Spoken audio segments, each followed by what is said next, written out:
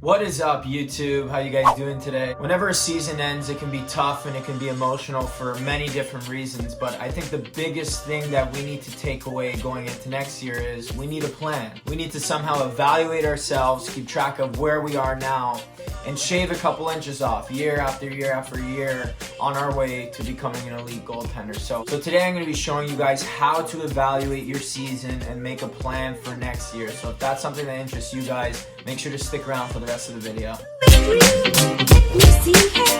So when evaluating our season, I think in order for us to be the best goalies possible, we need to exercise humility. We need to exercise honesty, and that's the only way we'll be able to look back and actually say to ourselves, hey, maybe we could have done this or that better. And it allows you to figure out the things you're going to need to work on going forward every year and moving into next year. So how do we evaluate ourselves? That's the big question. Well, throughout the whole season, we can likely look back at each game, and if you haven't kept a journal, I strongly suggest that you do that. You should be writing down the outcomes of games, how you felt mentally and physically when you played, what was going through your mind, how did your legs feel, how did everything feel, and how each goal happened specifically. You got to start collecting some data as the year progresses, and if you didn't do that this year, that's fine, but moving forward, so that way we can accurately look back and accurately evaluate ourselves, because when the whole season happens, it's really hard to remember every single thing going on. So it's good to keep a journal along the way.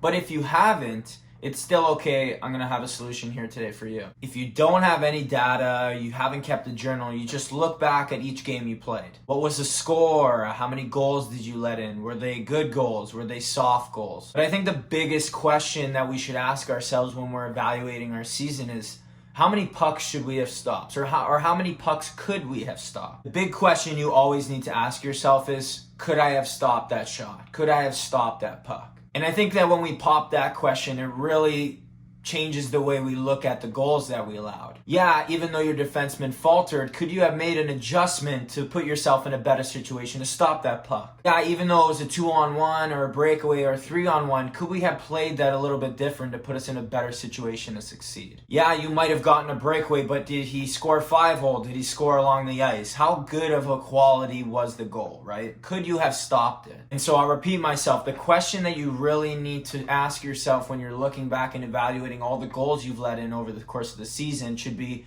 could I have stopped those pucks, and should I have stopped those pucks? Most of the time your answer is going to be yes. And I truly believe that there's always things that we can be proactive about as goalies to try and eliminate and shave some goals off our games. And no one's going to do that for us. They aren't going to stop goals for us. We need to take responsibility. We need to be proactive. We need to work to eliminate goals from our game on our own. So when we're thinking about evaluating our season, there's two categories that we can put goals into. Goals I should have or was supposed to stop, and goals I wasn't really supposed to stop. And the reason I break goals into these categories is because if we want to shave some goals off our game, if we want to get better, we need to sort of take care of the low-hanging fruits. We need to take care of things that we have the most control over. That will allow us to improve our numbers pretty significantly, and I'll show you why. Typically throughout a season, you're going to let in soft goals, and you're likely going to let in goals that you wanted back. It's just the nature of the game, it's inevitable. But the goal is to really eliminate how many times we falter on the ones we would have wanted back, or on the ones we thought we could have stopped. Instead of giving up 10 or 12 goals that are soft, what if we only gave up 4 or 5? And held ourselves to a really high standard? Well, the difference between an 89 and 90 save percentage and a 91 and 92 save percentage is only 5, 6, or 7 goals. So if I'm looking to improve my numbers, if I'm looking to improve on next season, instead of worrying about making all the enormous saves that you weren't really supposed to make anyway, start focusing on the ones that you could have or should have stopped. Because at the end of the day, a great, consistent, solid goalie who do their job night in, night out, stops the pucks they're supposed to, and then some they're not supposed to. You're going to be in a way better place with your teammates and your coaches, because that's what we call giving your team a chance to win. The reason we eliminate the ones we have control over is because that's where real leadership lies as a goalie. That's where confidence is created within your team. Giving your team a chance to win. Because I'll tell you right now that giving up a soft goal takes the wind out of your team's sails 10 times more than when you make a save you weren't supposed to, puts the wind back into your team. So if you want better numbers, if you want to be more consistent, if you want to be there to give your team confidence and support them and give them a chance to win night in and out, to figure out how to eliminate as many goals as possible that we have control over. Worry about the variables that we can control. Did you get beat 5-hole a lot along the ice? Did you get beat on wraparounds, on bad angle shots? What was your save selection on those plays? What was your positioning like? What was going through your head exactly? And that's why taking notes as the season's going on, it helps us document a lot more on exactly what we're feeling, thinking, and seeing at the time. But regardless, find those common goals you've let up, right? Categorize them, break them down, and make a plan and be mindful about eliminating goals in the areas that you falter the most as a goalie. And make a plan.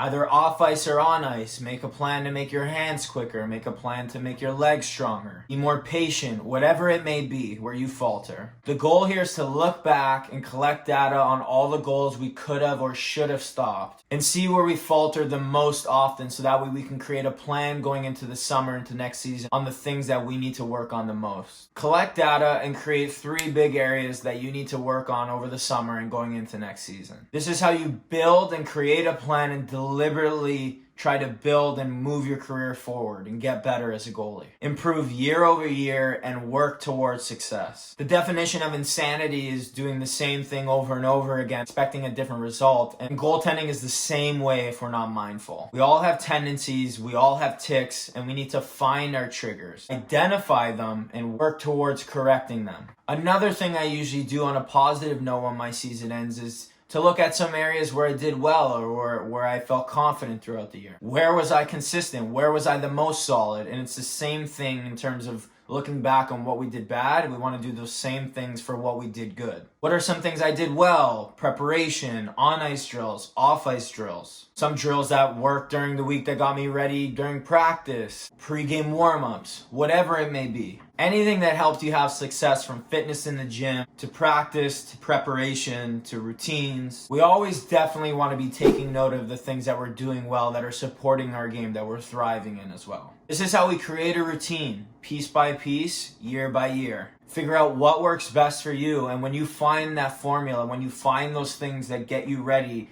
night in and out, on a nightly basis, on a yearly basis, literally don't change a thing. I think when a season ends, we usually step away from the game, as is naturally trying to recover, rest, and get our body ready for the next year. As we all know, usually when playoffs roll around, we're playing at our best. We're playing at our peak performance of all year because we've worked on it for so long. And unfortunately, oftentimes when we return to the game or go back to it, we forget the things that we were feeling that made us successful. We forget exactly what was going through our mind when we were feeling at our peak, at our best, both mentally and physically. So what I like to do to combat this is I like to record some videos on my phone. The reason I like to record videos and not just notes is because when I watch those videos back, it fires off all those mirror neurons in your brain, and you remember exactly what you were thinking, exactly how you were feeling at that time. And I felt that this really helps me when I'm returning to the game after some time off and some time away from the game. Remembering everything that made me successful,